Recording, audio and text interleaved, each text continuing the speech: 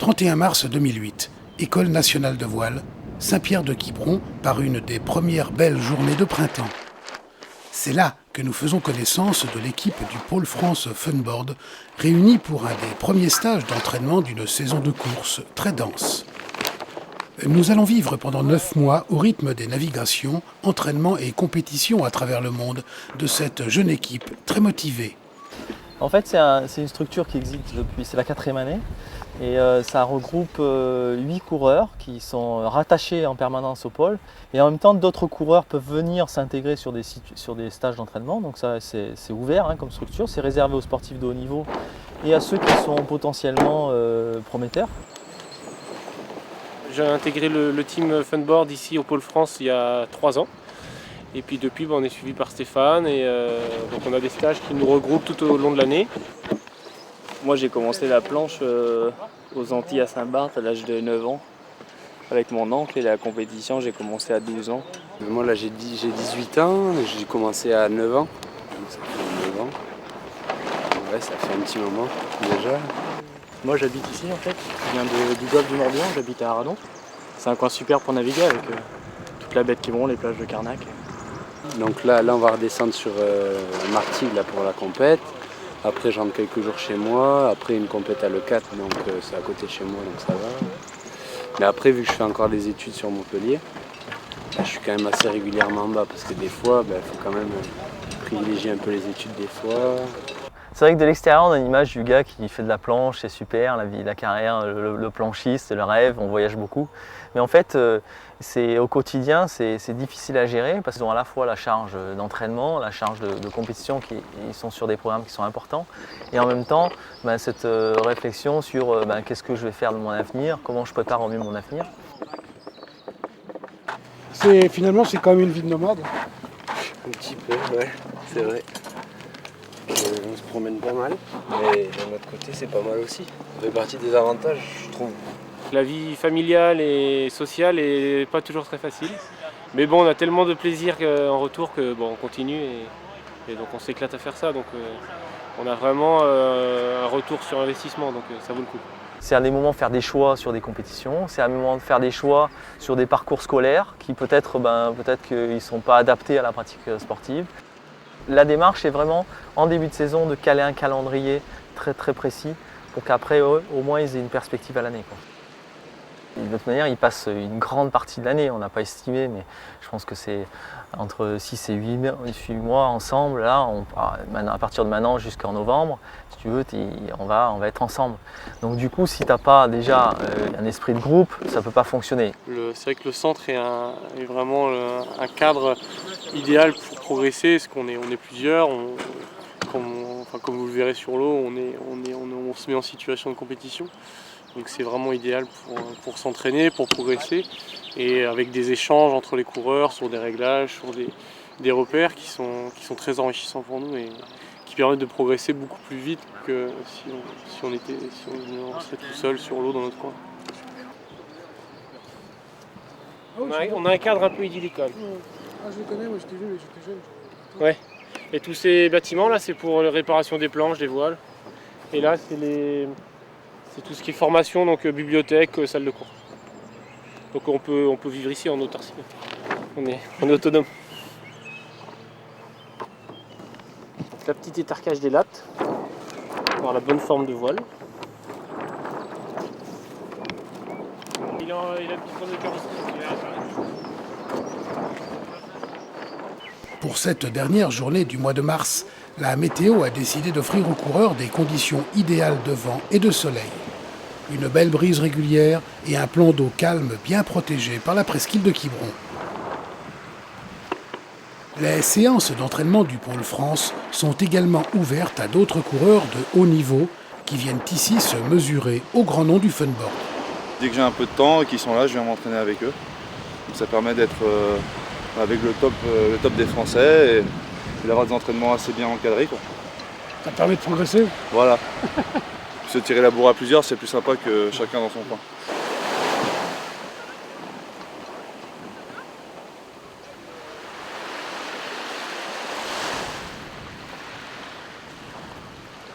Là, on a réuni les coureurs pour un entraînement spécifique aux prochaines épreuves qu'il y a dans le mois prochain. Donc on a une épreuve de Coupe de France, Championnat de France, de slalom, et une épreuve de le Mondial du vent, une épreuve importante.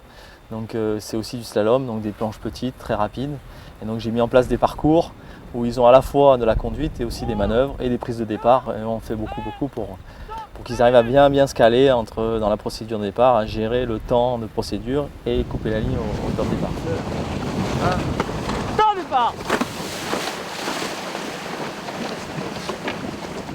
Donc ils ont plus pris de départ depuis 4 mois, 5 mois, tu vois, donc il faut les faire bosser. Donc là, la semaine dernière, on a bossé sur de la vitesse, de la conduite.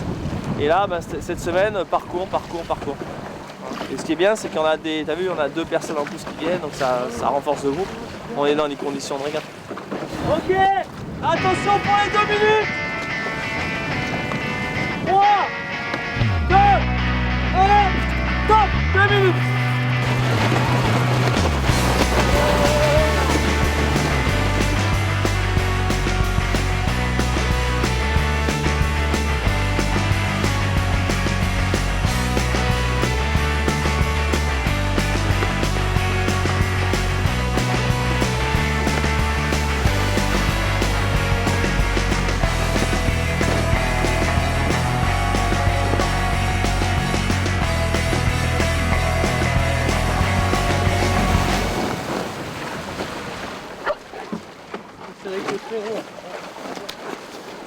Alors, qu'est-ce qui s'est passé là?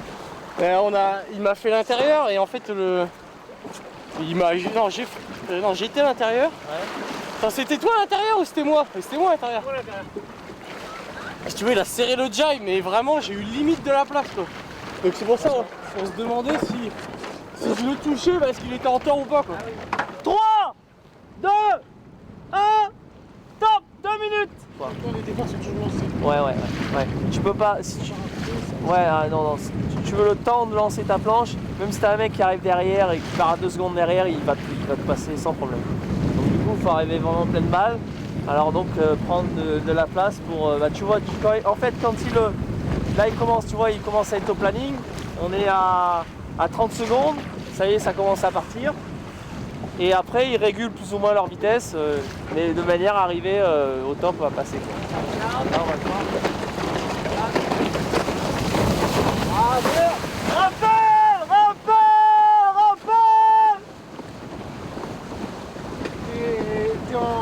T'es en rappel général et ou individuel comme en course classique? Ouais, pareil, exactement pareil. 2, 1, top, 2 minutes. T'as grillé, hein, Johan? Ouais, je sais, j'avais pas le chrono. Pour bien mesurer les enjeux d'un tel entraînement, il est nécessaire de donner quelques chiffres. 12-14 degrés, c'est à peu près la température extérieure. 11 degrés maximum, c'est la température de l'eau. 15-20 nœuds, c'est la vitesse du vent. 25 à 30 nœuds, c'est la vitesse des coureurs entre chaque bouée aujourd'hui. Précision des gestes, placement des pieds, trajectoire, tactique et stratégie de course. Une manche d'entraînement ne dure pas plus de 10 minutes pour un condensé incroyable d'informations que le coureur doit analyser très vite s'il veut pouvoir prendre le meilleur sur ses concurrents. Ouais, c'est beaucoup mieux, Johan, hein. On commence à te faire plaisir là. Ouais, bon maintenant là, le départ, ouais, t'es loin. Donc, il va falloir... Là, à chaque fois je me suis fait courir, j'ai pas réussi à me placer. Ouais, vas-y, redonne dedans. Hein. T'as vu le to-be ou pas en fait? T'as vu le médecin ce matin? À 9h. Bah ouais, mais... Je sais plus quel auteur disait l'entraîneur, c'est l'équilibre entre le bon paternage et le bon maternage, tu vois. Sachant que les soucis, forcément, c'est un frein à la performance. Donc dès que tu as du souci, tout de suite, il faut arriver à ce que ça se règle parce que ça reste tout le temps un peu en arrière-fond. Donc du coup, à un moment donné, il faut arriver à les traiter. Ça peut se traiter collectivement, ou alors de manière avec moi, on essaie d'avancer le truc pour que ça marche. Elle est montée ou pas? Elle est passée ou pas? Quoi? Elle est passée la fois? Ah non, elle est pas passée du tout là. Attends, je vais tirer. T'arrives à attraper ton fil? Regarde, parce que je vais te direct dessus, hein. Tu vas passer tout.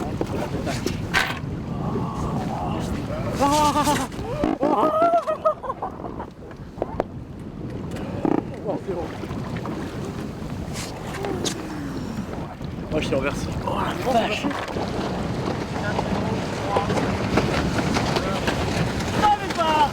Ça bouffe là-haut. Là-haut, ça bouffe, ouais.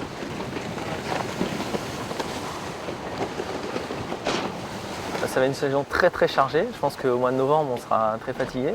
Parce qu'il y a, en fait, par rapport à l'an dernier, la saison s'est allée de mars à décembre. Alors cette année, c'est de mars à novembre et encore septembre pour le championnat du monde. Donc c'est vraiment très compressé. Bon, j'ai des garçons qui vont bien, qui progressent de saison en saison. Donc je suis assez optimiste pour la saison. Ouais. On a des objectifs assez ambitieux au niveau français, mais aussi au niveau international. Essayer de décrocher de belles choses cette année. Ouais.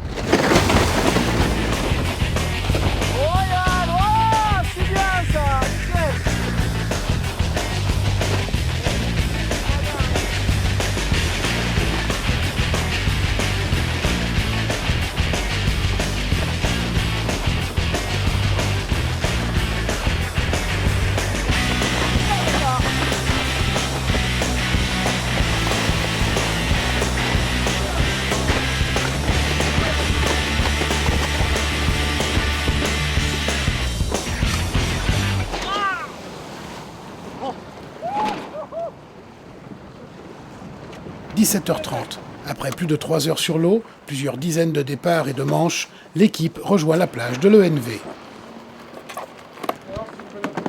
Ouais, bon entraînement, c'est sympa. Ouais. Des super conditions là.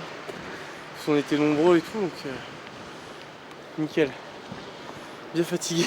Ouais, c'est une journée dense celle-là au niveau de la navigation déjà? Bah pas trop, mais c'est parce ça fait déjà 3 semaines qu'on est quasiment tous les jours sur l'eau, donc et là c'est au niveau cardiaque c'est assez intense. C'est des manches très courtes, on enchaîne.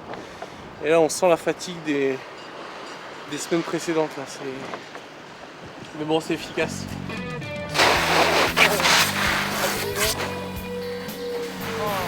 Au cours des différents épisodes de cette petite saga, nous allons vivre au rythme de la vingtaine de compétitions et séances d'entraînement pour découvrir ensemble ce qu'est la vie d'un coureur en Formula Windsurfing et Slalom du Pôle France de l'École nationale de voile.